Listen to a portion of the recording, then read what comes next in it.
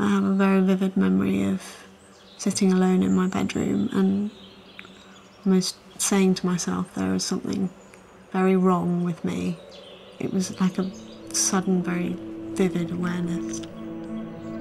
It was something almost intangible, but I felt it very strongly within me. It felt very much like I was living in black and white while the rest of the world was living in colour. It's strange, I've never ever felt like I belonged anywhere at school, amid friends or teachers or in the classroom or at home. I always felt once, twice removed from people.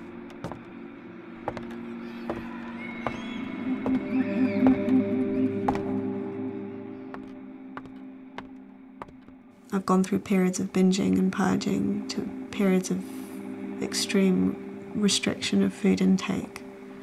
Sometimes I would have nothing at all in a day.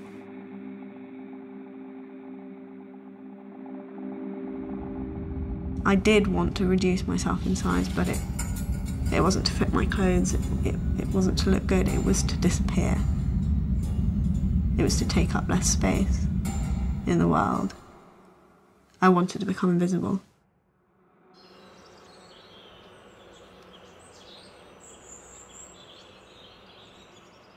I became incredibly good at adopting a mask to the outside world because it was the only way of really existing in it.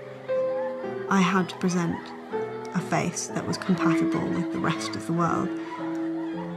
I became almost a master at projecting this image of myself. If you had been in my head or in my skin, what you would have heard or seen would have been, I am terrified. I can't stand to live in my skin, and I'm so alone, and I don't know how to voice this, and yet no one can see it. When I began to resort to sleeping to cope, then it began to feel like, rather than it being my decision, the sleep began to control me, and I would literally feel drugged. Couldn't for the life of me keep my eyes open or keep my head up. Quite often very violent nightmares.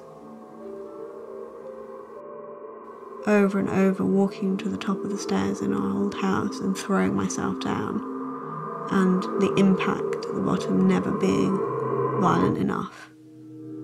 And so I would have to climb back up the stairs and hurl myself down again, over and over and over again, all night. For years I dreamt the same thing. With awareness comes a taking of responsibility.